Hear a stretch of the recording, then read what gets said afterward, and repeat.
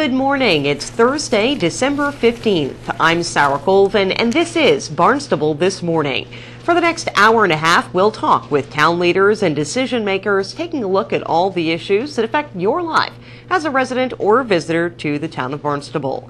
We'll start things off this Thursday morning with Fred Chirigotis. He is the president of the Barnstable Town Council. We're going to talk to Fred a little bit about tonight's town council meeting and also about a team building activity he would like to participate in with the rest of the councilors here in town. Then we'll move on to Jessica Silver. She's the president and CEO of the Hyannis Area Chamber of Commerce. The deadline is approaching for the guidebook that the chamber produces in conjunction with neighboring Yarmouth's Chamber of Commerce. We're going to talk a little bit about that guidebook and what needs to be done before this year's issue is put to bed. Then we move on to Mark Milne. He's the Director of Finance here in town. Mark and I are going to chat a little bit about capital projects on the horizon and in the works right now. Then we move on to State Rep Demetrius Atsalis. As we draw closer to the end of the year, we're going to talk to Demetrius about what he perceives as the highlights of his year and what things are going to be done moving forward in 2012. We'll wrap things up today with our senior services segment. Claudia Borden's going to join us today. We're going to talk a little bit about fuel assistance and the Prescription Advantage program.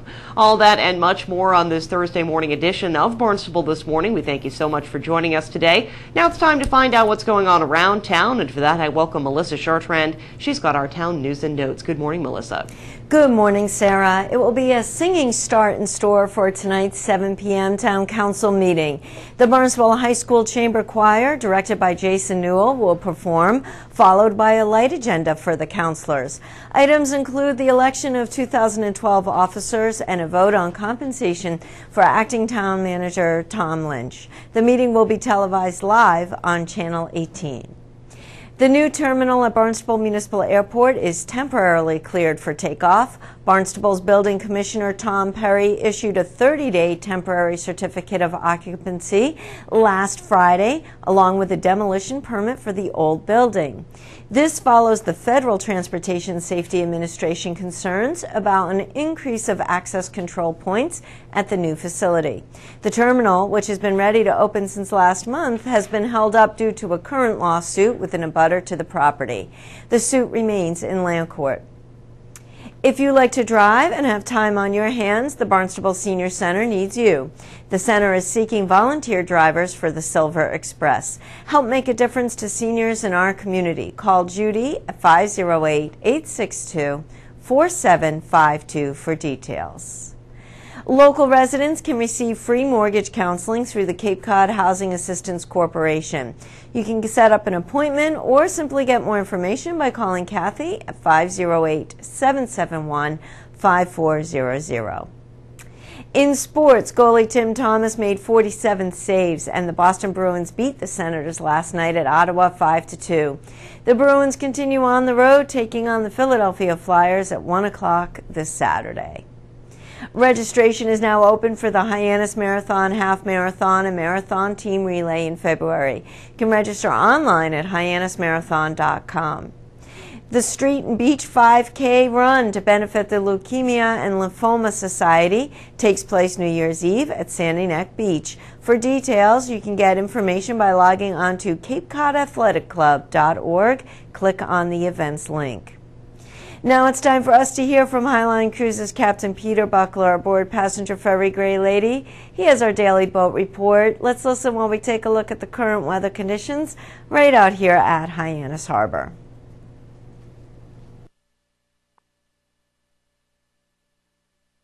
Good morning. This is the Highline Daily Boat Report. This is Captain Buckler on the Gray Lady. Well, right now we're out on Nantucket Sound about 3 miles outside of Hyannis. We have southerly winds of 15 to 20 knots this morning, kind of an unusual wind direction for the winter here. We're expecting winds to gust up a little higher this afternoon, reaching 25 to 30 knots possibly, and that'll create a little bit of choppy seas for us out here today. The temperature is 47 degrees. The water temperature is also 47 degrees. The next high tide in Hyannisport is this afternoon at 3:15. Again, for the remainder of today, we can expect these breezy conditions to continue and maybe pick up a little bit. And for Barnstable this morning, this is Captain Buckler aboard the Gray Lady.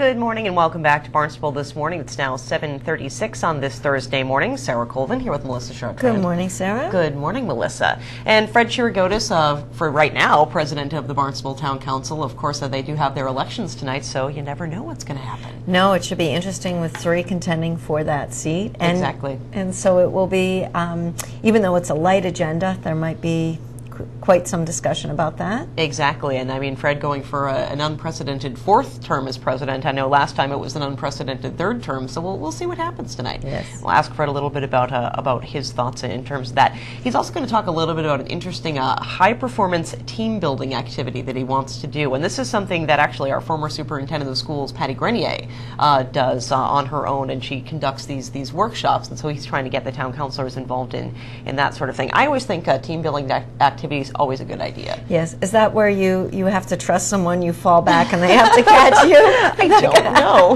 That kind of team building. I know the Bruins do a big team building before each season as well, and look how well they are doing. I know they're doing so, and I know you and your husband are big Bruins yes, fans. Yes, we are. But I think, as you say, it can't hurt to do team building. It gets everyone on the same page and feeling good and getting to know one another. Exactly. It's always fun. So we'll find out a little bit more from Fred about what exactly that is, and hopefully see if the counselors will participate. Good. Very interesting stuff. So all that, again, and much more on this morning's edition of Barnstable This Morning. Let's go out now and take a look at Hyannis Inner Harbor. We'll come right back with Fred Chirigotis.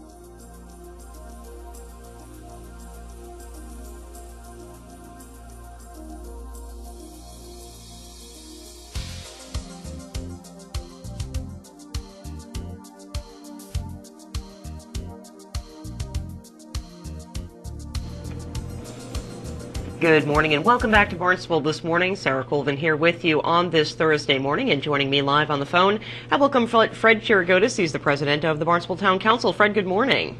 Good morning, Sarah. How are you? I'm doing great, thank you. How are you? Very good, thanks. So let's talk a little bit, Fred, about this high-performance team-building activity. You and I were chatting earlier in the week, and you brought this up. Tell me a little bit about what this activity is.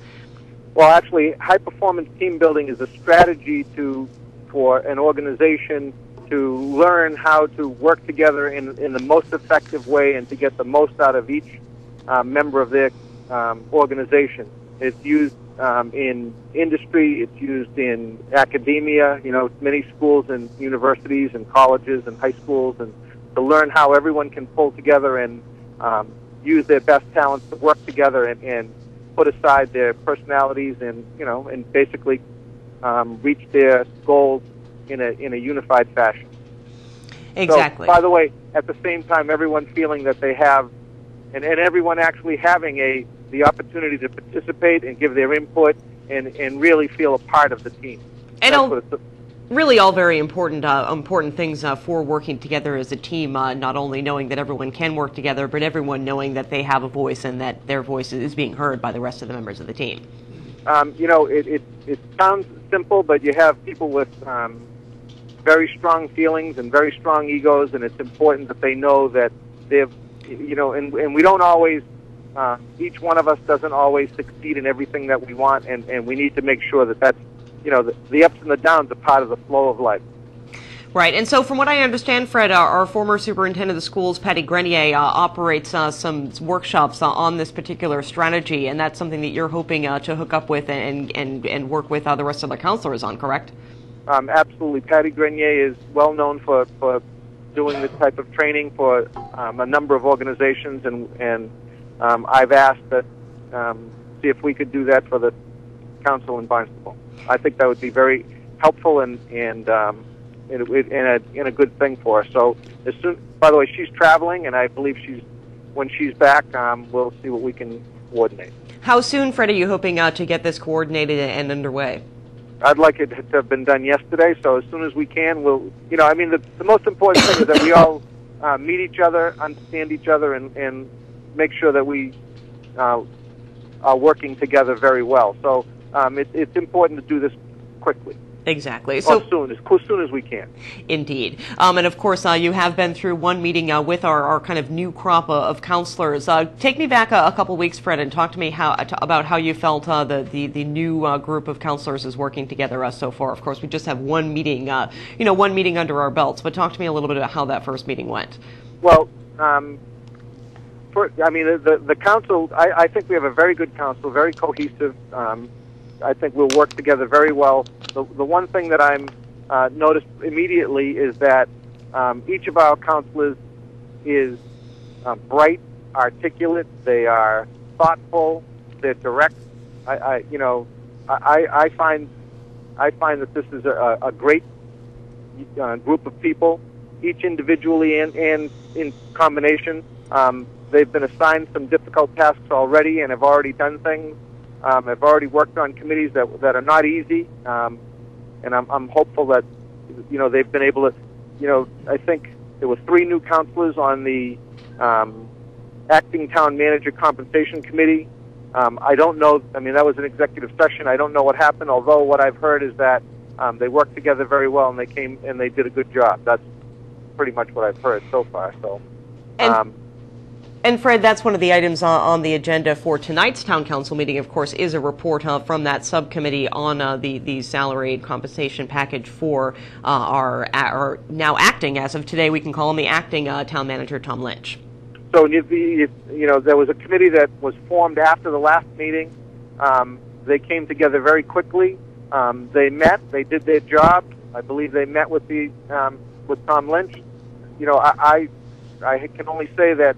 In a difficult situation with contract negotiation is never easy, but to get together and to work it out and get something done and be ready to make a report all within 2 weeks is pretty fantastic. Absolutely, not an easy task to accomplish, but as you said, it sounds like things went well, so we will hear from that subcommittee tonight. Now, are you expecting a vote on that tonight as well? I am, yes. It's entirely possible that someone would want more time, but ordinarily what would happen is once the subcommittee's met, they'll make their report, there'll be some discussion of it, and I would expect it would go to a vote. Sure. And of course, tonight's agenda fairly light, as is tradition for this time of the year, of course, as we're getting to the end of the year and closer to the holidays. But there are, as we have already been discussing, some pretty important items to be discussed. Another one, we're going to hear a report from State Rep Dave Vieira. Now, from what I understand, too, this is kind of tradition to have our elected officials come and present reports in front of the town council. It is. It's not necessarily, doesn't necessarily happen during the holiday season. It just so happened that there were some legislators who were available at this time, and as it turned out, the only one who was able to really make it was Dave Vieira. A number of people have sent their regards, but they weren't able to attend tonight. We may have other legislators who just haven't had a chance to, weren't sure what their schedule was or whether they could make it or not, so that their name's not on the agenda, but they may appear. It's important that, first of all, that our legislators know what is going on at the State House and beyond, and then that they also hear from us what our important issues are for the cities and towns, especially for the town of Barnstable. I mean, that's our concern. So, and it's a good dialogue, and it's very friendly because we try to be a team. So we'll hear from Dave Vieira tonight and see who else shows up, and that'll be good too. Exactly. And tonight you'll also get a visit from some selectmen from the town of Falmouth. Talk to me a little bit about why we're getting a visit from Falmouth selectmen tonight. Well, it's traditional for at least one of the reasons is the annual high school football game, the rivalry between Falmouth High School and Barnstable High School, which I must say Barnstable seems to be dominating at least this year. We like that. Last year. Do I like that? Something. Football is a great sport. I'm involved in youth sports. I'm involved in youth football, Silver Bullets. Football is it's to be on a team, whether you win or lose, it really builds camaraderie and sportsmanship and discipline between the kids on a team. But it's so much nicer for a team when they pull together and they actually come out victorious. They realize it's easier for them to see that they're moving in a positive direction. So that's one good thing about sports, is that, you know, there are points at the end of the day and you can see that, hey, we did a pretty good job here. Or we need to improve in certain areas, and even though the scores turned the other way, we still did a pretty good job. You know, we hung in there and we battled together, and, you know, that's what sports is all about. So I think it's a good thing. Absolutely. But of course, getting back to the Falmouth Selectmen's visit, as you said, it's kind of tradition for them to stop by and visit following that Thanksgiving Day football game. And usually they bring some sort of a food item. Is that what we're hoping for? In the past, they've brought us cranberries, but as you know, Barnstable has plenty of cranberries. So we've brought them quahogs, and last year they brought us oysters, and we'll see what happens this year. Very nice. So, Fred, another thing that's going to happen tonight, elections of town council officers. And, of course, you again are in the running for president again, from what I understand, an unprecedented fourth term if you do get elected this evening. I think every day is unprecedented. You know, it's just I think there are 8 people on the council whose name begins with the letter J, so that's pretty unprecedented. So, you know, the word's funny. I think that the leadership decision we made tonight, I'm sure that all of the councilors have given it great thought, and they'll each make a vote, and we all live with the decision of the council. I think that's, and I know that whatever decision is made will be the right one. Exactly. So again, just have to play the waiting game and wait and see what happens tonight. Absolutely. You know, it's a good thing. It's a way to come together. It's you know, and I'm hopeful, and I'm sure that, you know, everyone takes it in the spirit in which it comes forward. It's just a way to keep us moving in a positive direction. That's all. And we like that, moving in a positive direction. Definitely a good thing to think of right now as we get towards the end of the year and moving forward. Positive thinking and positive direction. The words that we like to hear. Absolutely. Well, Fred, thank you so much for joining us. Always a pleasure to speak with you, and we will look forward to speaking with you again next week. That is, I guess, if you are elected tonight. If you're not, then I guess we'll have to find a new guest for this Thursday morning slot. I'm sure you'd be able to do that. All right. Well, thank you so much, and we will talk with you again sometime soon. All right, Barrett. Bye, Sarah. See you soon. Bye-bye.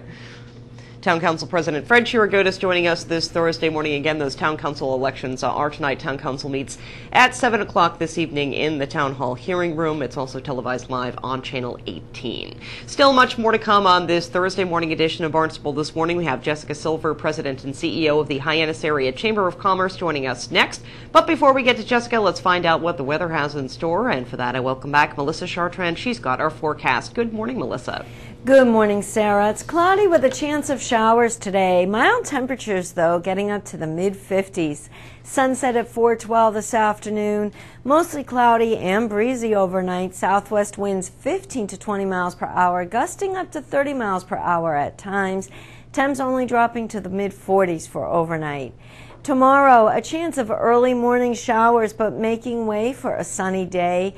Breezy as well, temperatures in the upper 40s, but those west winds 15 to 24 miles per hour. Right now it's 44 degrees, plenty more to come on Barnstable This Morning. Coming up next is Jessica Silver from the Hyannis Area Chamber of Commerce, but first, let's take a look at the current weather conditions right out here at Hyannis Harbor.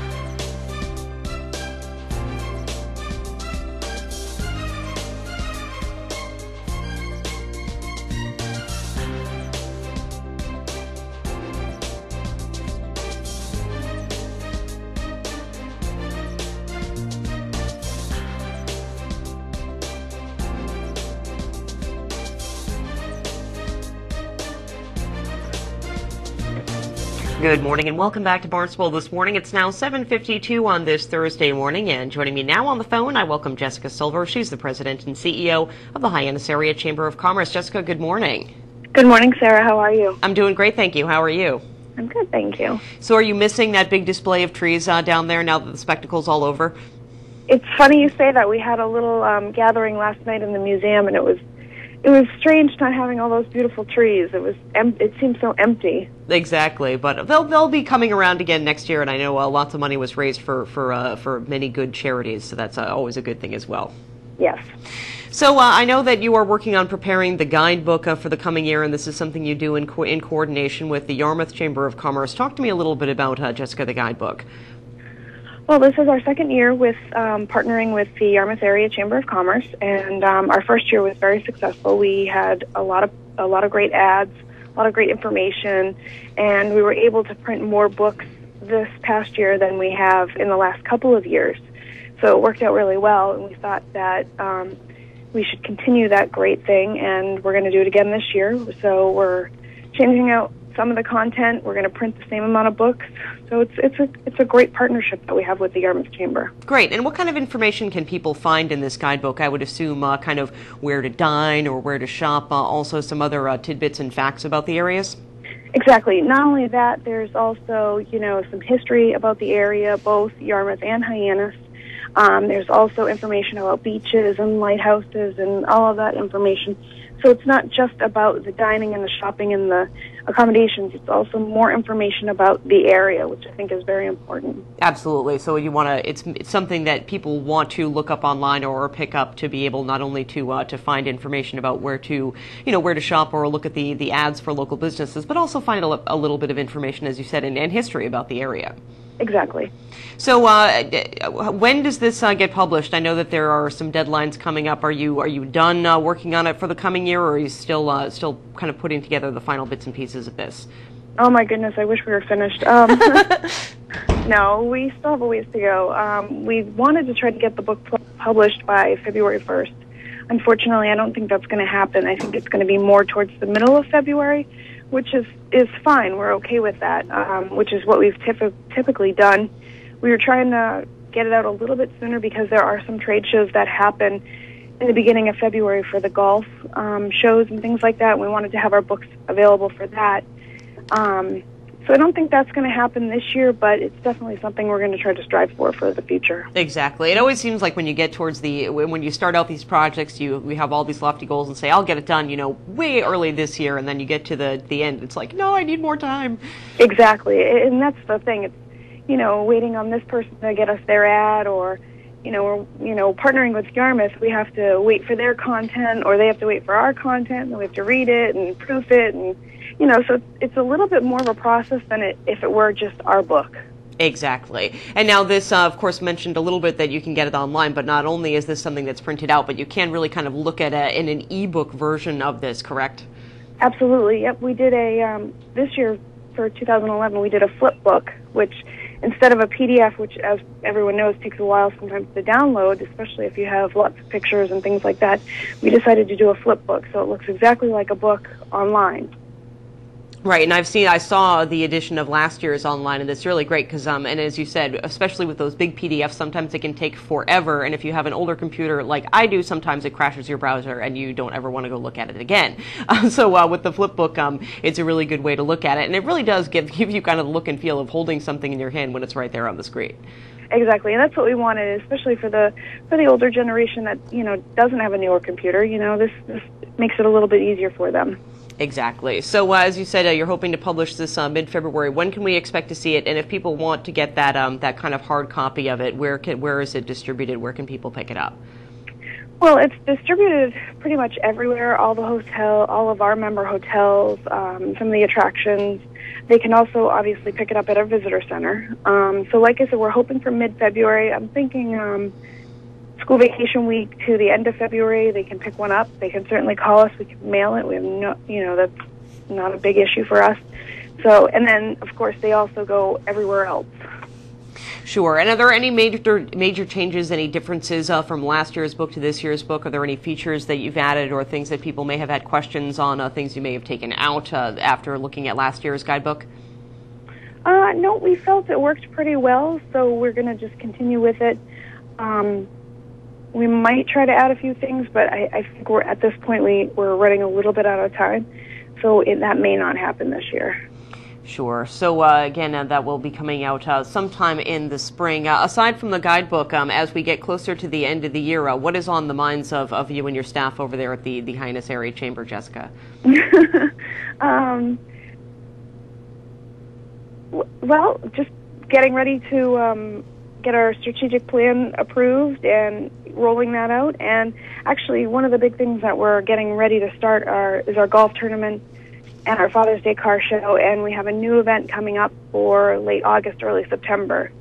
So those are the three big things that we're going to be focused on, especially where we have a whole new staff, and this will be their first time going through a lot of those things. Can you reveal at all what that new event taking place in late August, early September is, or is that still under wraps?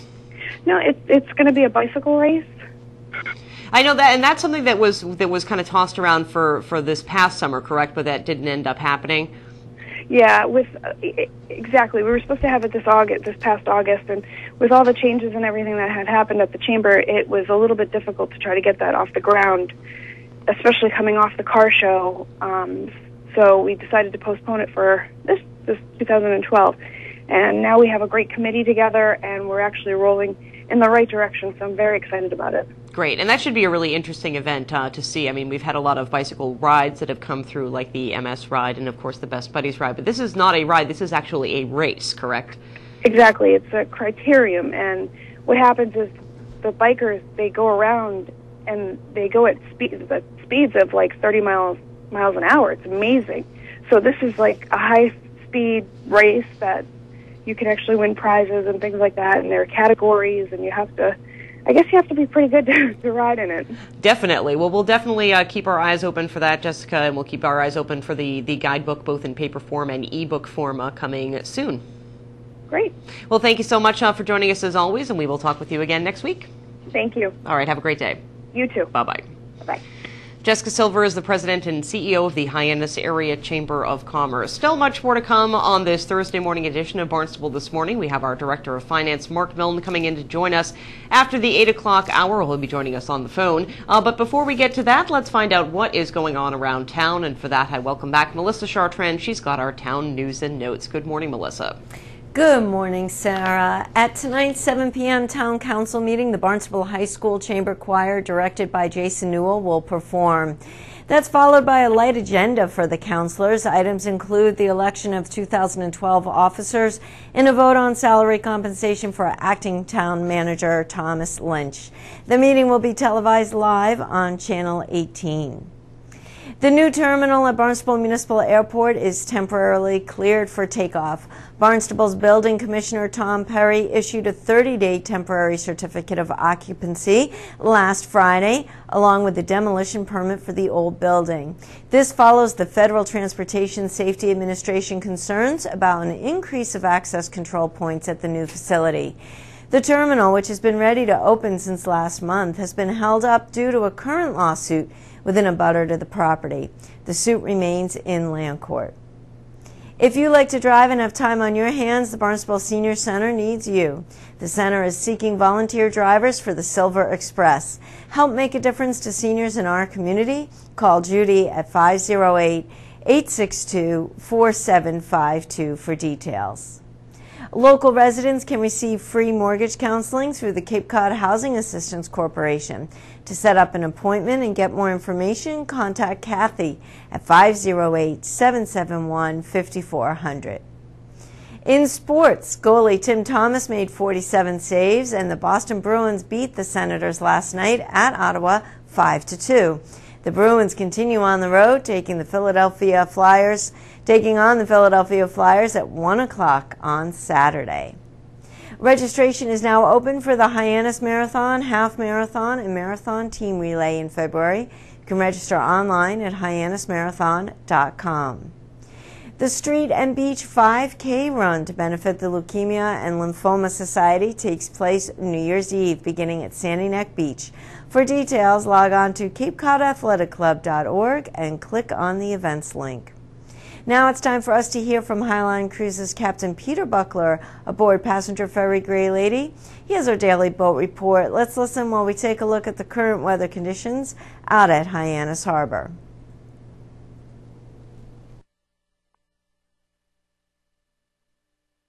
Good morning. This is the Highline Daily Boat Report. This is Captain Buckler on the Gray Lady. Well, right now we're out on Nantucket Sound about 3 miles outside of Hyannis. We have southerly winds of 15 to 20 knots this morning, kind of an unusual wind direction for the winter here. We're expecting winds to gust up a little higher this afternoon, reaching 25 to 30 knots possibly, and that'll create a little bit of choppy seas for us out here today. The temperature is 47 degrees. The water temperature is also 47 degrees. The next high tide in Hyannisport is this afternoon at 3:15. Again, for the remainder of today, we can expect these breezy conditions to continue and maybe pick up a little bit. And for Barnstable this morning, this is Captain Buckler aboard the Gray Lady.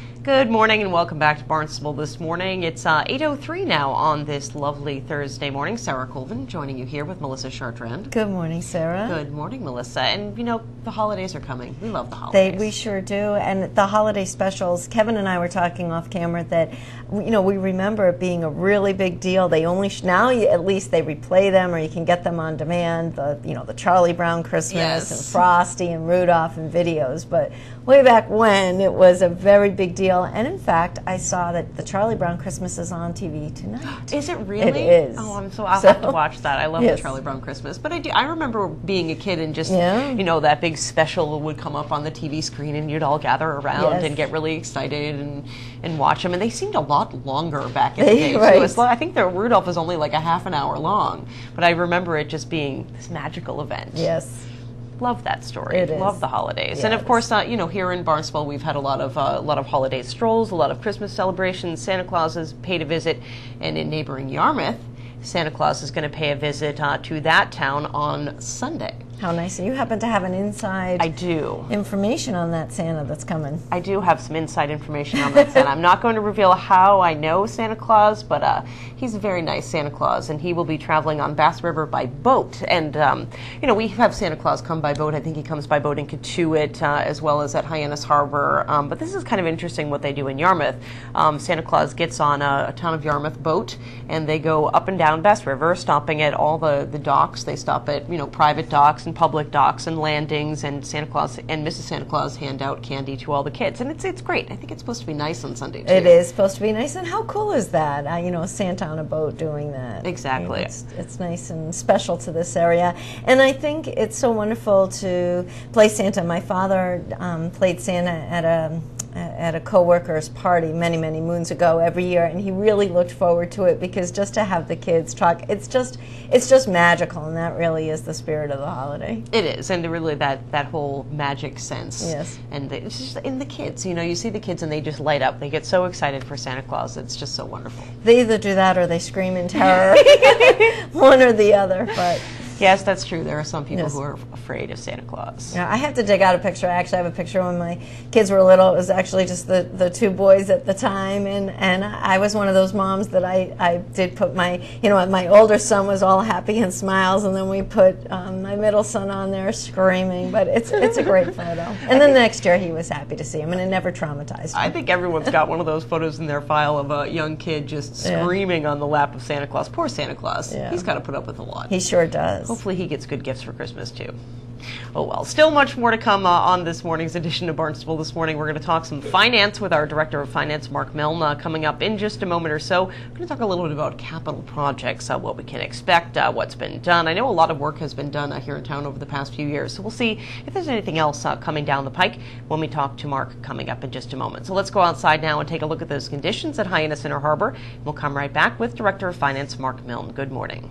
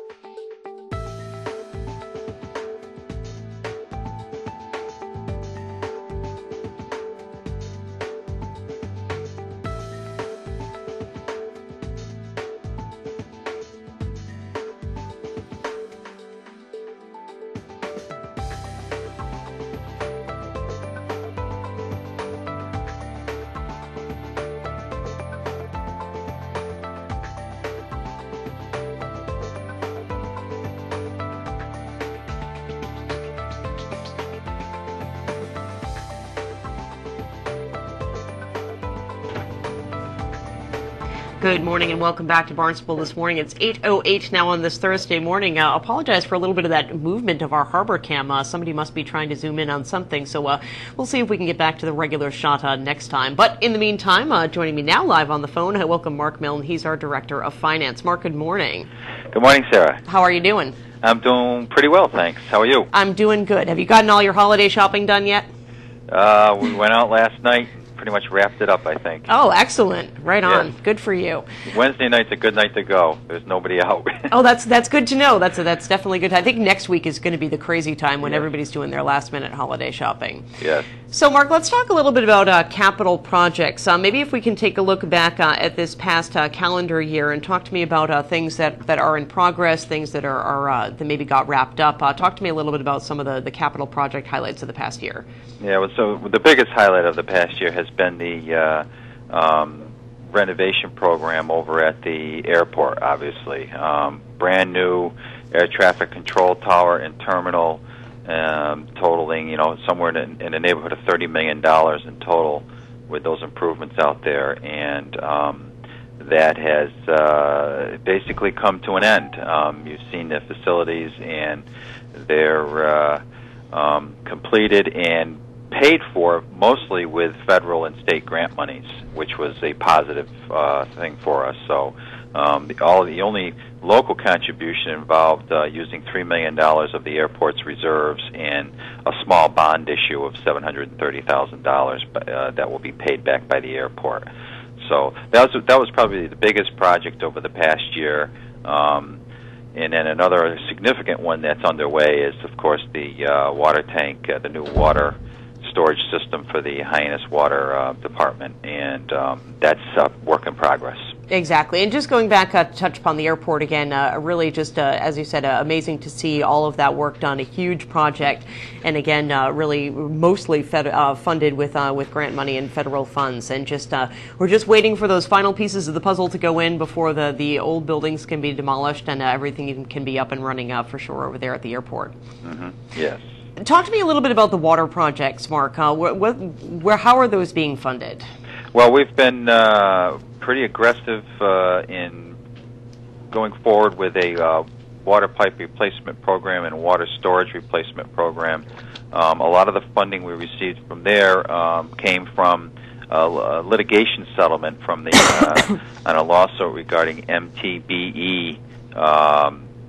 We refer to it as the MTBE lawsuit, which is where the a chemical that was found in an additive, I believe, to gasoline, and there was a class action lawsuit that resulted in over almost $4 million of funds being received by the town, and the town dedicated all of that funding to the Hyannis water system. And we've been using that money to make repairs to the Hyannis water system infrastructure, including the new water storage tanks. We've also had an aggressive pipe replacement program for the several years now since we've acquired the water company, and we've been doing about a little over $1 million a year in pipe replacement. Many of the pipes in that system are approaching 100 years old or older, and so we've been pretty aggressive in implementing a replacement program. Exactly. So in terms of looking forward, obviously we've got the water project, but in terms of capital priorities, where do you see, what do you put on the priority list for capital projects moving forward? Well, we will continue with our commitment to the public roads infrastructure program, maintaining our public road infrastructure. We've been putting over $3 million a year into that program for a few years now, and it is our plan to continue that commitment because it is one of the largest areas of infrastructure that we have, which is critical to maintain. And so going forward, I anticipate we will continue to fund at that level over a $3 million commitment to maintaining that system. We're also on the horizon. We see with the projects that have been submitted for funding in this year's for fiscal year 13, which everybody has just submitted their projects. We're going to continue with water pipe replacement programs. We'll continue with runway improvements out at the airport, which will be funded with federal grants.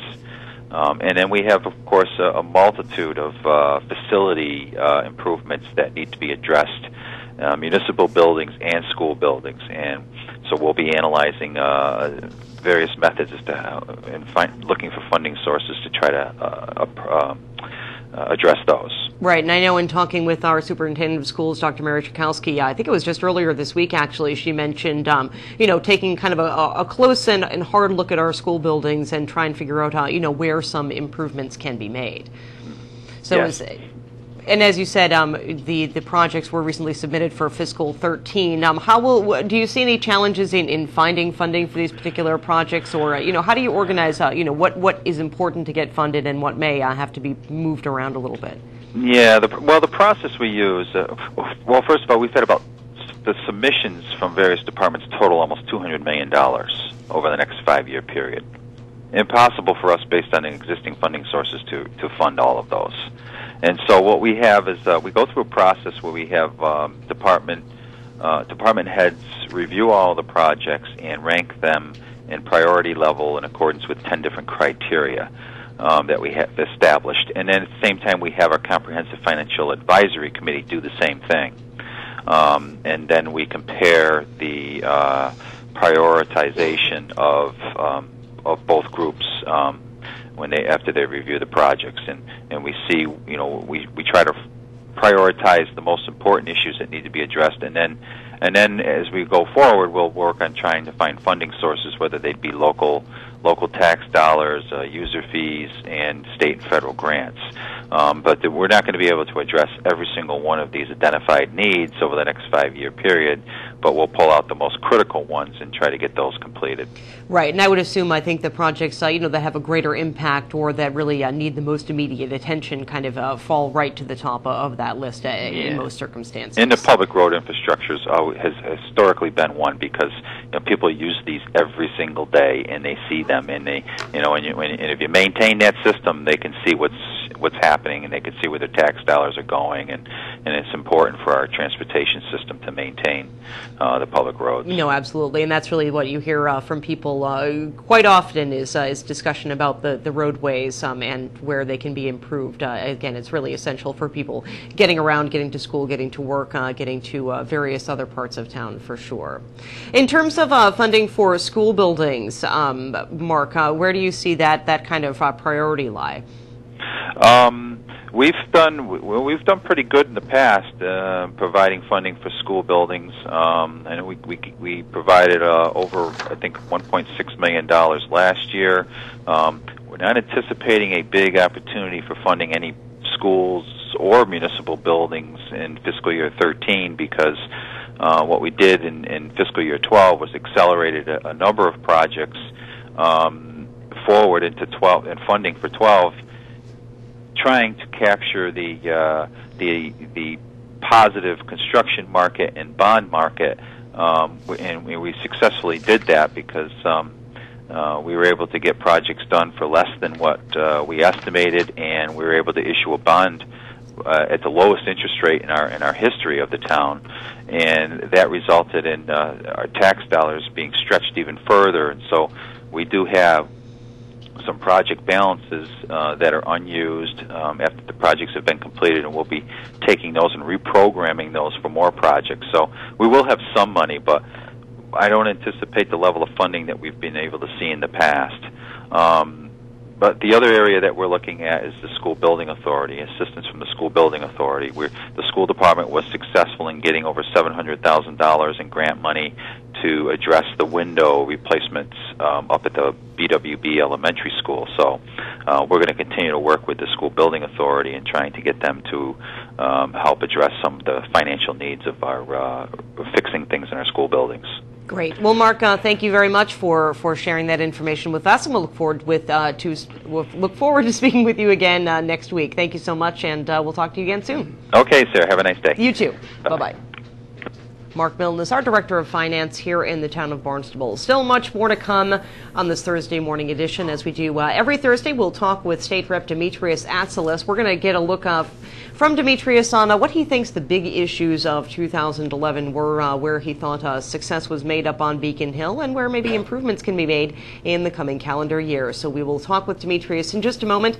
But before we do that, let's find out what the forecast has in store. And for that, I welcome back Melissa Chartrand. She's got our weather. Good morning, Melissa.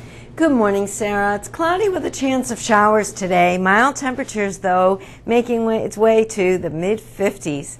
Sunset at 4:12 this afternoon, mostly cloudy and breezy overnight. Southwest winds 15 to 20 miles per hour, gusting up to 30 miles per hour at times. Temps not too chilly, though, overnight, only dropping to the mid-40s. Tomorrow, there's a start of early morning showers, or I should say a chance of early morning showers, but it will make its way for a very sunny day. Breezy as well, temperatures in the upper 40s, west winds 15 to 24 miles per hour. Right now, it's 47 degrees, with plenty more to come on Barnstable this morning. Coming up next is State Representative Demetrius Atsalis, but first, let's take a look at the current weather conditions out at Hyannis Harbor.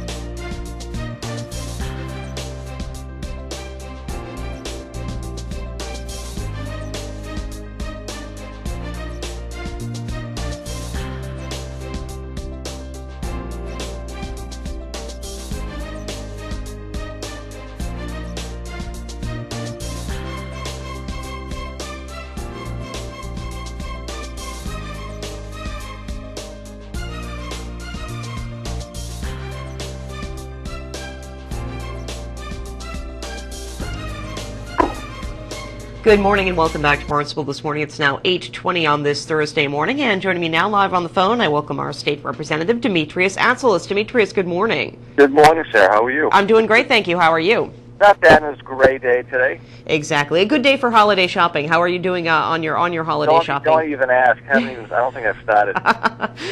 Good. Then I think you're in the majority. Most of us. I am. I like to wait until the last minute myself.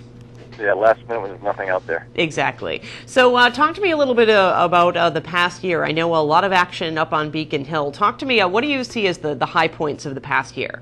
Yeah, I know. I did some thinking last night, wrote down some notes, and there's a number of successes that the legislature, the House, had over this past session.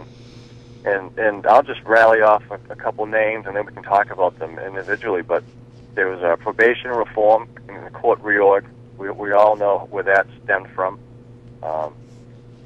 We passed. This is very important. People lose sight because we get the name Massachusetts. We passed a balanced budget in FY12. There were no new taxes. Within that budget piece, we increased Chapter 70 funds by $140 million. We increased funds for veterans, which is very important. Where other states and the federal government is not being as helpful to the veteran as they should be, we are here in Massachusetts. We added to the Rainy Day Fund, which is now the third largest in the nation. And this, to me, is very, very important. People should listen really hard when I say this. This was the smallest year-to-year spending increase that we've had in a decade. So that's even during the... so it's very important that we have tightened our belt. And we're being responsible here in Massachusetts. Absolutely. Let's go back, Demetrius, and kind of analyze all of these things a little bit more, because really all positive. There's a couple more you can pick from. Okay, all right. Well, let's continue with that then. The health care reform that Barnstable hasn't started talking about yet, but 4 communities within Massachusetts have gone to the health care reform that we put forth. It's strictly up to the communities if they want to. Those 4 towns, Arlington, Gardner, Somerville, and Wakefield, have seen premium and benefit savings of $8.4 million. Just those 4 communities alone. And people will say, geez, well, only 4? but we completely expect many dozen more communities after seeing these savings will start the dialogue to potentially go to the type of health insurances that we have as a state employee, which again will save the town's money, and they can use it elsewhere if they see fit. Exactly. We created jobs by having more road and bridge legislation. We put forth, I believe, $200 million in infrastructure improvements. So we're trying to put people back to work. We're trying to make our communities safer, and we're trying to be responsible when it comes to forwarding a budget. Exactly, and that fiscal management, Demetrius, really such an important thing in these tough economic times. And really, I think, as you say, Massachusetts has been doing a good job on making sure our budget is balanced and making sure those dollars are really allocated where they need to go. I want to talk a little bit about the Chapter 70 funds, and that's the money that goes to our schools, correct? Right. And so that's really an important thing. And you said, what was it, $150 million? $140 million. $140 million going to our schools. And of course, schools still struggling in, again, these difficult economic times. But again, it's good to know that that's a priority up there on Beacon Hill to get the funding for our schools here in Massachusetts. Oh, absolutely. And without an educated workforce, it makes it very tough for us to compete for neighboring states and globally, and we all know Massachusetts is the leader in education, and we have to continue that. Definitely. Talk to me, Demetrius, a little bit more about the healthcare reform that's been adopted by those 4 towns. What is unique, or what's the deal with this healthcare reform? Well, what we're saying is that, and there's been a lot of misinformation out there. You and I, you're a town employee, I'm a state employee. We have a different healthcare package, and presently. I'm paying 20%, the state pays 80%, new hirees are paying 25%, state pays 75%. I believe you're at 50-50. Yes. And, there are some people who have these not even Cadillac plans, they're Rolls-Royce plans where they're costing $30,000, half of which is being paid by the employee, half by the employer, so $15,000. A lot of money. I have a plan that's about $19,000, $20,000. I have the same or very similar same policy that allows me to do certain things and go places where I want to, with or without a doctor's referral. And it's about $18,000 or $19,000. So even if you're still at 50% as an employee and employer, instead of paying $15,000, you're now down to $9,000. So there's cost savings to the town and to the employee. You still have choice.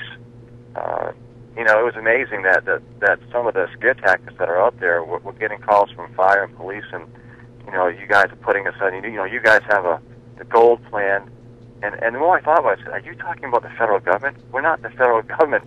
We're putting you into the same health insurance grouping that I'm in right now. It's not something different, something less. It's the same.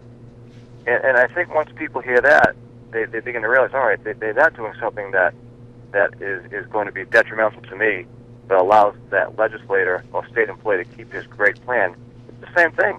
We're just saying, look, if it's good enough for me, and I have small co-payments, and I have choice of what type of plan that I want, we're giving you that same opportunity. So I think when push comes to shove, and when the proof is on the table, people understand that it's a good thing to save money for the state. It's a good thing to save money for myself. And in the end, I'm getting the same health care that I'm being provided right now, but at a lower cost. So why do you think the reason is that only 4 towns so far have signed on for this, Demetrius? It's the new and uncharted. What is it? Are we really going to see savings? But also, unions have put out the information that has been misleading, and we've said, look, union members have a right to table. You have a number of days to sit and come up with an agreement.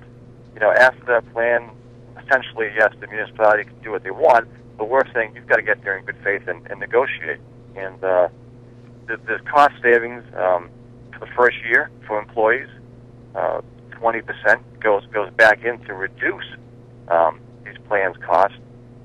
So I really don't know. I think it's just the unknown. I'm going to have to go in and say, look, this is my plan. This is what I'm doing. It's a great plan. I've had it for 13 years with 3 children and my wife. We've had emergencies when we had to go to the hospital. We have our checkups for our children. We have our dental. And this is what it's costing me. I think what it comes down to is look at your pocketbook, see what it's costing you today versus what it's going to cost you in the future. It's a no-brainer. Exactly. It's a no-brainer. Right. So going back to the first thing you mentioned, and that's probation reform. Talk to me a little bit about the difference that this particular change made here in Massachusetts. Well, geez, we all know that there's certain representatives who really use the probation department over the last 5 to 8 years, 10 years as their own little hiring firm. They would ask for increases of funding in the budget, and they would get it, and really, and it was a shell game. My office was smart enough to figure out that when they're looking for $4.4 million for the ankle bracelet program, those who don't know, it's a bracelet you wear around your ankle if you're a convicted offender, and it's basically house arrest. Like $4.4 million to administer it, that's a major problem. And then when we looked a little bit further, like, this doesn't pass the smell test, we didn't vote for it. Well, in the end, what a lot of that $4 million was for was to hire new probation officials. And again, that was just wrong. We didn't need it, and when everything hit the fan, when everything hit the fan, this is what occurred. We're seeing people being arrested. We're seeing people being brought into court, and some heads will roll, and I think some people will do jail time. Do I think the head of probation, O'Brien, is kind of being the fall guy right now? I think he is, because he was the head, but he was, what do you say to someone in leadership in the legislature that we're going to give you money to fund these new hires, just do it for us? And that's what essentially that he did. And when everything comes out in public, it's not going to be pretty. And what we're saying now is that elected officials cannot recommend people, and it has to be an entrance exam, something that we've never had before for people looking for jobs. The interview process, Commissioner Harshbarger used to be the AG.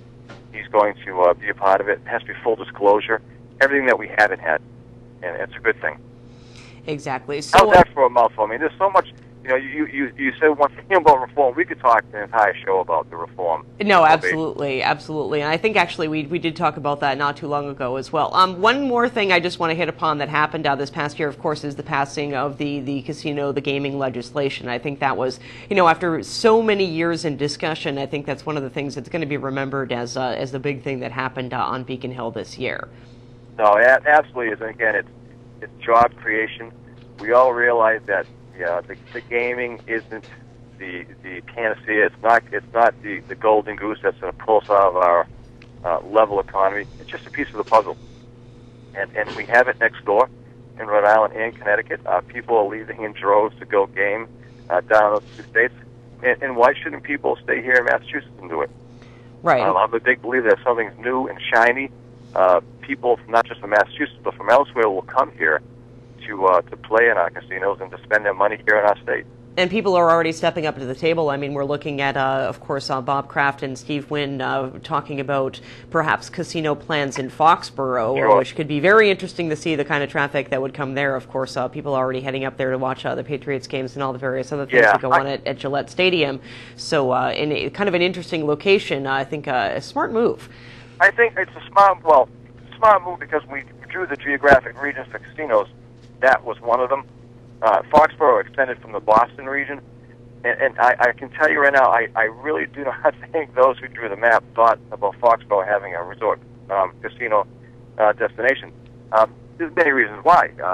The NFL really frowns on any owner having any part in a casino, obviously because of gambling. Well, Kraft was trying to be a little cute on it. Maybe I'll sell them the land, or maybe I'll just lease the land. But you're still deriving a revenue because you've leased land to a gaming facility. I still think, though, it's a tough road, even though Wynn has that background in Vegas. The leadership, the governor, the mayor of Boston, where do they want it? Suffolk Downs. It's a natural area. It's had gaming in the past with the track. It has the airport, an international airport. It has deepwater port for ferries coming in, cruise ships. So it has a lot of pluses to have it right there in Boston. I think when push comes to shove, it's going to be Boston, and And no pun intended, Kraft's going to need a Hail Mary pass, I believe, to get it done in Foxborough. Interesting. Because it would be too close to look where the Wampanoags want to go. The Wampanoags are going to go anywhere from Middleborough to as far as Fall River, I believe. And don't be surprised if it's Fall River and New Bedford. If you want a second casino so close, I don't think we do. It just dilutes the region. And and Foxborough was really up in arms at that meeting. It's very, very contentious. It was a 3-2 vote, and many of the people, 500 people, were there. Many people, the vast majority, were completely against it. So again, for those reasons, I think we have a tough road to hoe. Exactly. Well, it'll definitely be an interesting moves to follow, really all across the state. Demetrius, thank you so much for joining us. Good luck with your holiday shopping, and we'll talk with you again next week. Great. I'll see you next Thursday, right before Christmas. All right. Thanks so much. Okay. Bye-bye. State Rep. Demetrius Atsalas joining us this Thursday morning. Still more to come on Barnstable this morning. It's about 8:33 now on this Thursday, December 15th. Sarah Colvin here with you. Thank you all so much for joining us today. We're going to talk senior services with Claudia Borden from the Senior Center coming up in just a few minutes. Talk about fuel assistance and the Prescription Advantage program. But before we do that, let's find out what's going on around town. For that, I welcome back Melissa Chartrand. She's got our latest town news and notes. Good morning, Melissa. Good morning, Sarah. It will be a singing start in store for tonight's 7 p.m. Town Council meeting. The Barnstable High School Chamber Choir, directed by Jason Newell, will perform, followed by a light agenda for the counselors. Items include the election of 2012 officers and a vote on salary compensation for acting town manager Tom Lynch. The meeting will be televised live on Channel 18. The new terminal at Barnstable Municipal Airport is temporarily cleared for takeoff.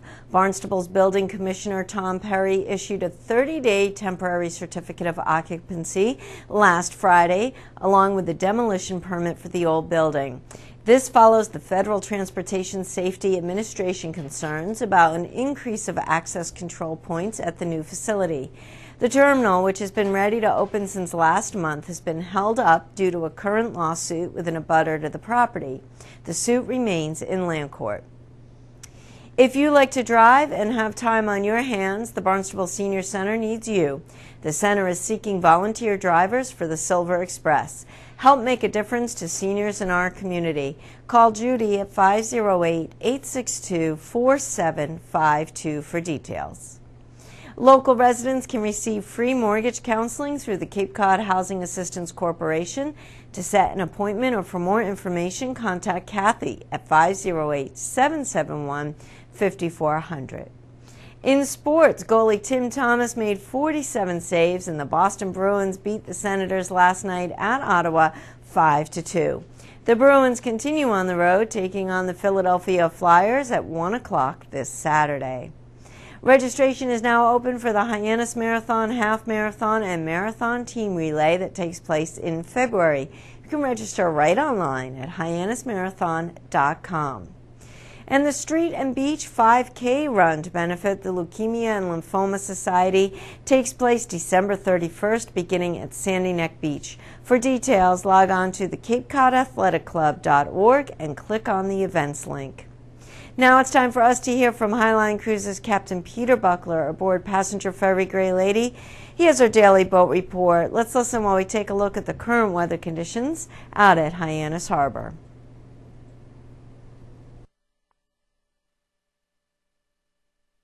Good morning. This is the Highline Daily Boat Report. This is Captain Buckler on the Gray Lady. So right now we're out on Nantucket Sound about 3 miles outside of Hyannis. We have southerly winds of 15 to 20 knots this morning, kind of an unusual wind direction for the winter here. We're expecting winds to gust up a little higher this afternoon, reaching 25 to 30 knots possibly, and that'll create a little bit of choppy seas for us out here today. The temperature is 47 degrees. The water temperature is also 47 degrees. The next high tide in Hyannisport is this afternoon at 3:15. Again, for the remainder of today, we can expect these breezy conditions to continue and maybe pick up a little bit. And for Barnstable this morning, this is Captain Buckler aboard the Gray Lady.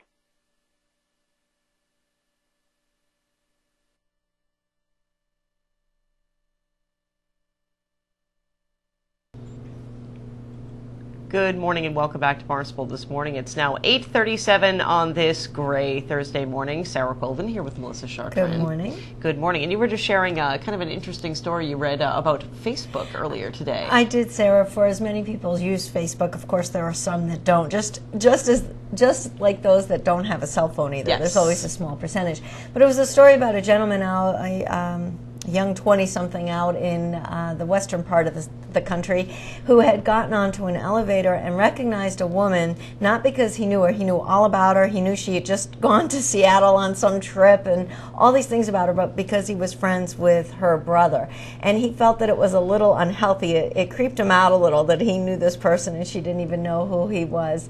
And then the article went on to say that there's a whole new group of 20 and 30-somethings who were active on Facebook that are backing off of it because it's very interesting because even though you feel you're in touch and you know everybody's every move, their comments were that they're not calling their friends. Right. They're watching, they're watching it on their computer screen, but there's no actual conversations or dialogue, and that they're backing off a little from it because of that. And it's really kind of a weird phenomenon. I mean, one of the great things I think about Facebook is I got into touch with a lot of my college friends and high school friends that I hadn't seen, thought of, spoke to, communicated with in years, and some of them I was so happy to have back in my life. But you're right, it really is all kind of a virtual kind of a relationship. Yeah. I mean, I will say it's great for conversation fodder. I mean, when you do meet up with your friends, you can say, oh, I saw, you had recently gone shopping, or, if they posted something, you can use the status update as a kind of a way to launch into conversation and learn a little bit more about it. But it is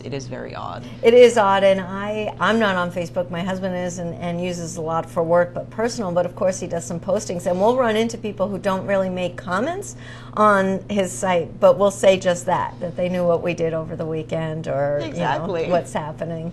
But Facebook itself isn't worried about it, and for those that are backing off, first of all, I think there's 2 million people on Facebook, but they're also working on keeping people that are on it longer, because then, of course, that ad revenue, those people are going to see those ads, so they certainly don't have concerns. I think, once again, everything in moderation, a little of that, but nothing replaces that human connection and contact. No, definitely. But I think for me, my family lives so far away in Georgia. It's nice to see what they're up to and to be able to communicate. My sister and I have been communicating over the computer for ever since she moved. She moved with the rest of my family.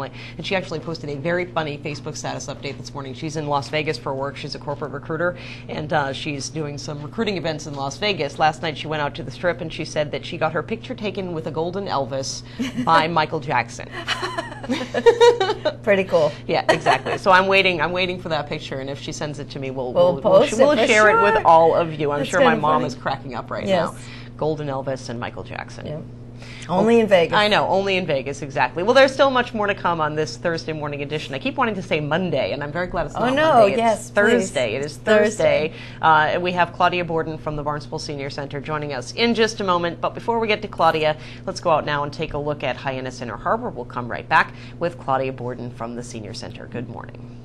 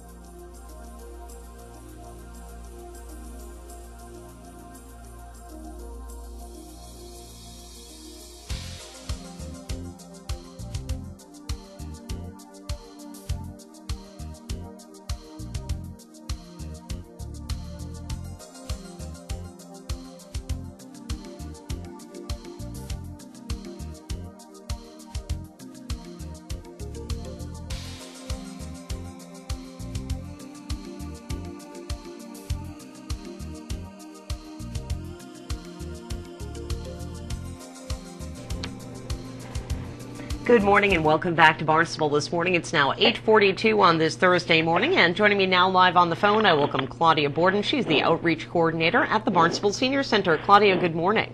Good morning, Sarah. How are you? I'm doing great, thank you. How are you? Good. I'm good, thanks. So I know you're gearing up for the big holiday party over there at the Senior Center taking place on Friday, and that's I'm sure everything is abuzz with activity over there. It is, and everybody always looks forward to the party on Friday. It really is a lot of fun. The food is wonderful, and we have a very good entertainment. It's a nice excuse for everybody to dress up and come to a really good event. Absolutely. So all that aside, to get to some issues to talk about today, fuel assistance. Now I know as the weather gets colder, the prices are expensive, whether it's natural gas, whether it's oil, whether it's electric heat. That can be a big burden for our senior population. Talk to me a little bit about what's available through the Senior Center in terms of fuel assistance. Well, basically we help people with the fuel assistance application. So no matter how you heat your home, it is the exact same application. So what they would do is they would call me and we would set up an appointment with, I have a wonderful volunteer that helps, Judy Red and myself. We all three of us do fuel assistance applications. So let me give you the income guidelines just for anybody who's listening who maybe never has had it before and thinks they might be eligible. If you are a household of one, your income is less than $31,216, then you're eligible for fuel assistance. If you're a household of two, the income is $40,824. I have to tell you that it goes incrementally up the more people that are living in the house. The way the program works is they heat a home. They don't care how many people are living in that home, but they need incomes for everybody in that home, and then they have guidelines income guidelines that you can reach. So if you were a family of three, and even if you were strangers or just all roommates, they would need everybody's income. But most of the people we deal with are seniors, because we are the senior center.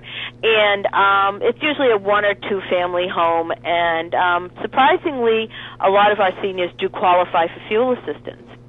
The way the program works is that fuel assistance will review your application after we've sent it in to them, and they will determine whether you're eligible, and they will determine how much you are eligible for.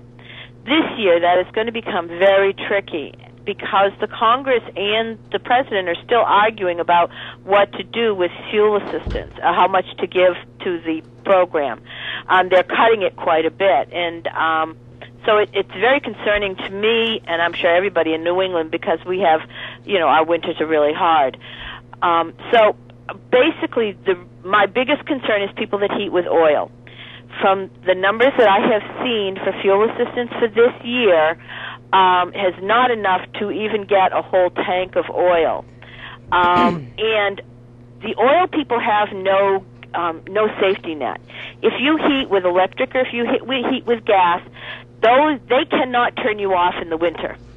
They are legally obligated, even if you don't pay a penny, they're legally obligated to keep you in electricity and keep you in heat for the winter. If you're heating by oil and you run out of oil, no one is legally obligated to bring you oil so that you can stay warm this winter. And so many of our houses down here on the Cape, well, across New England, but down the Cape is my concern, are heated with oil, that it's very disconcerting. And also they deliver, the minimum they'll deliver is 100 gallons. Well, at $3.57 a gallon, that's a huge chunk of money that you have to put out just to get 100 gallons of oil. Right, and we've seen, Claudia, if I can interrupt you just for a second, the prices of heating oil has just skyrocketed in the last 5 to 10 years. It's just, it used to be something that was somewhat manageable, but $3.57 a gallon is just, and that's, as you said, $357 just for the minimum delivery. Lots of money. It is. And I don't believe, the numbers that I've heard right now, maybe we'll get 100 gallons. Last year, fuel assistance gave somewhere between $800 and $1,200 worth of heating assistance.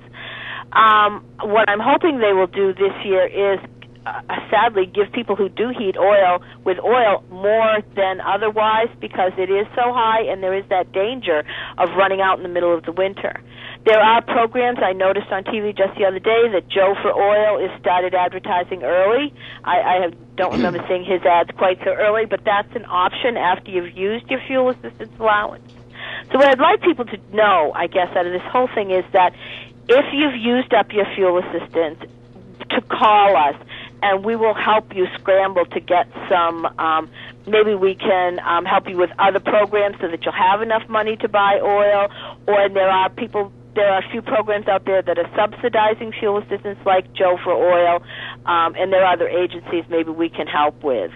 So I don't want, like I said, for me right now, it's the people who heat with oil that are making me the most nervous.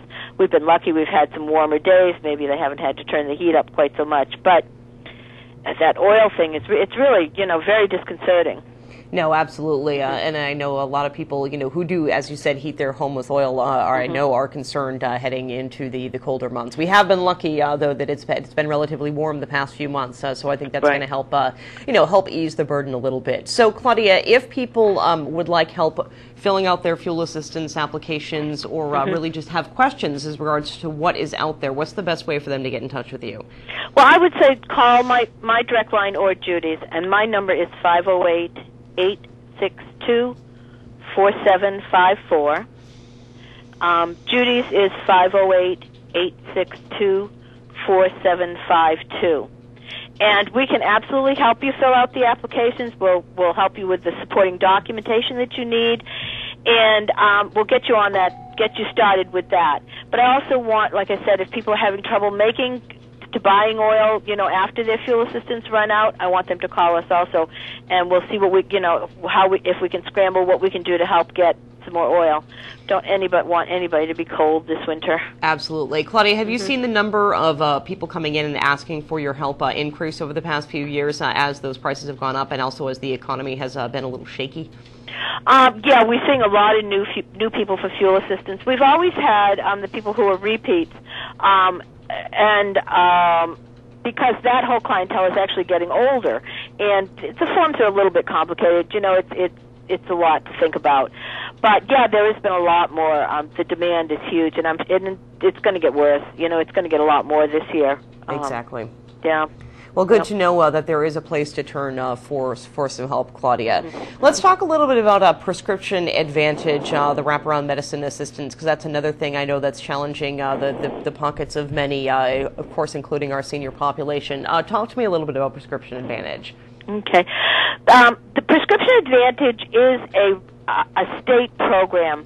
Massachusetts had a Medicare assistance program for seniors before the federal government passed Medicare Part D. So what they did was when Medicare Part D happened, the state wrapped their program around it. They used to offer a lot more, but again, of course, we all know everything with the state's been cut too. But they still offer help within the donut hole. And even though the federal program is changed the gap in coverage, or the donut hole, to help pay for up to 50% of the medicines, what Prescription Advantage does is it helps even more. It keeps it to co-pays so that maybe you're only paying $7 as opposed to 50% of the cost of that medicine. A lot of people, because the Prescription Advantage hasn't been loud and shouting right now, have kind of forgotten that it's out there. And now that the open enrollment is closed for Medicare Part D, I want people to start thinking about joining Prescription Advantage just in case. And this will also, again, another program that's going to help you if you're going to fall into the gap in coverage unless you're on a whole lot of medicines. It usually happens, again, in the fall, when all your other bills are coming, getting higher.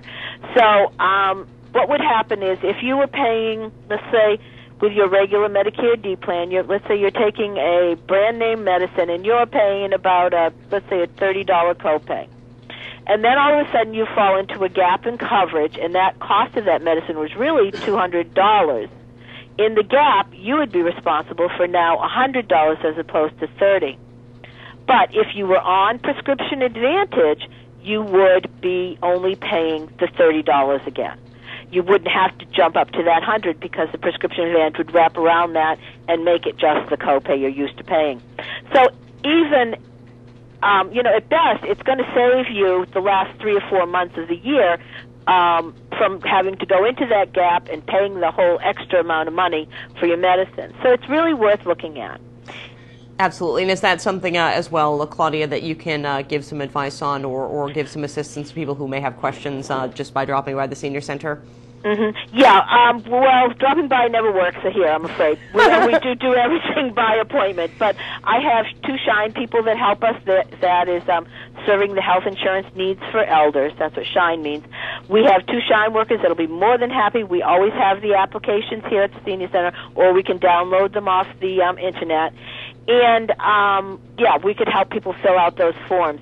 This is an income-based based program, too, but the income is very, very high, so almost everybody would qualify. If you were married, the maximum you can make is $73,000.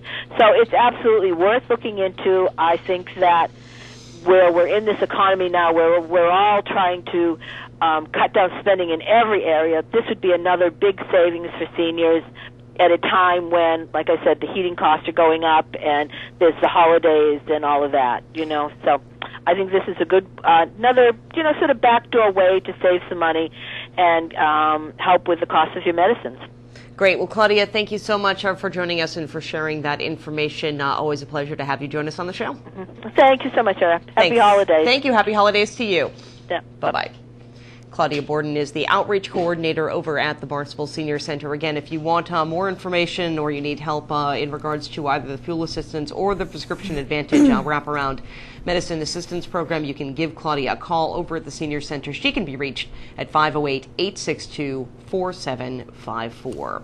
We're getting close to the end of the show now, but there is still more to come and more information to share with you here on Barnstable this morning. We have our meeting and community calendar coming up in just a moment. Before we do that, let's get one last check of the weather forecast from Melissa Chartrand. Good morning, Melissa. Good morning, Sarah. It is cloudy today. There is a chance of showers as well. Mild temps, though, getting up to the mid-50s today.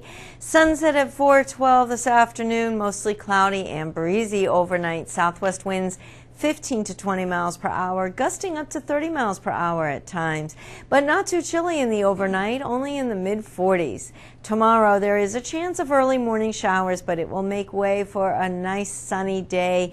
Breezy as well, temps to reach the upper 40s, west winds 15 to 25 miles per hour. Right now it's 49 degrees. There is still more to come on Barnstable this morning. Coming up next is our meeting and community calendar, but first let's take a look at the current weather conditions out at Hyannis Harbor.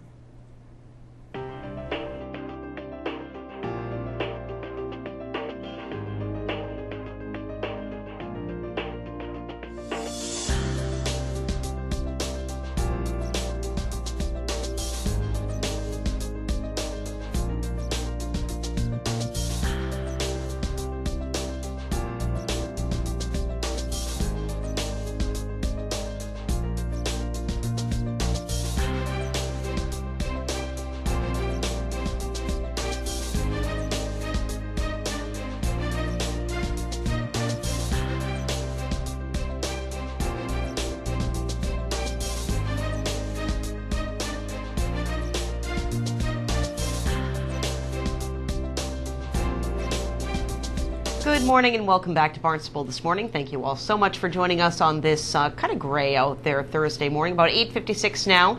Let's get to what do we have for meetings today? Sure, just 2 meetings. One this morning at 9 a.m. right after our show is site plan review. And then the town council meets tonight at 7 o'clock. That is here at the second floor hearing room. You can also watch it live on channel 18. Again, starts at 7 p.m. Holiday blood drive at Cape Cod Mall today. It's sponsored by Cape Cod Healthcare from noon to 6 p.m. in the Sears wing. All blood collected will stay on the Cape and will go to helping local Cape Codders. It's safe and easy, and for giving the gift that means so much, There's a chance to win great prizes and giveaways. Join Meeting House Farm and celebrate the winter solstice with music, poetry, a bonfire, and more. Meeting House Farm is at 2135 Meeting House Way. That's on Route 149 in West Barnstable, right across from the West Barnstable Fire Station. That all happens Thursday, December 22nd, 1 week from today at 6 p.m. And as we've said, that's the shortest day of the year, and then each day. Does that mean we are really Sunlight. almost a week from Christmas Eve? We are really almost a week from Christmas Eve. Yikes.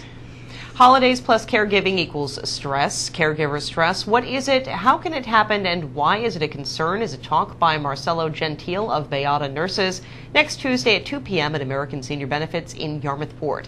Gain an understanding of the impact of caregiver stress on the ultimate care and safety of the one being cared for and ways to relieve caregiver stress. You can RSVP to Christine at 508-744-7701. The event is free, but an unwrapped toy to be donated to Toys for Tots is appreciated. And we've talked about that, just stressing. It's stressful enough just taking care of yourself, but then taking care for someone else, and just not to try and relax and not put such big expectations on yourself. Relax. And things relax and things that you should do, holiday parties you should attend. If it's too much, just don't do it. That's right.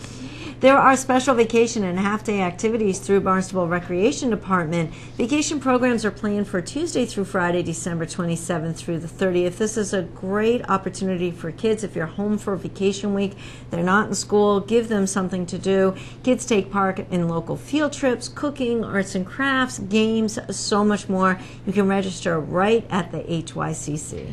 Barnstable Recreation is sponsoring a kids' night, which includes dinner, a movie, games, and arts and crafts. It's from 5:30 to 8:30 at the Centerville Rec Building on the first Saturday of the month. The program fee is $12 per night in January, February, and March. You can register at the HYCC or call John Gleason at 508-790-6345. These programs are a win-win, Sarah, because you can drop the kids. They have such a good time, and for the adults just to have a little quiet time or grab a bite to eat alone. It's so important for them and for the kids. It's good for the kids to be separated from parents. Absolutely. As well. So Christmas trees and hand-decorated wreaths are on sale now. You know, we have a week left, right through December 24th, right at the Capabilities Farm on Route 6A in Dennis, 10 a.m. to 4 p.m. and until 2 p.m. right on the 24th. Well, Seed Corp.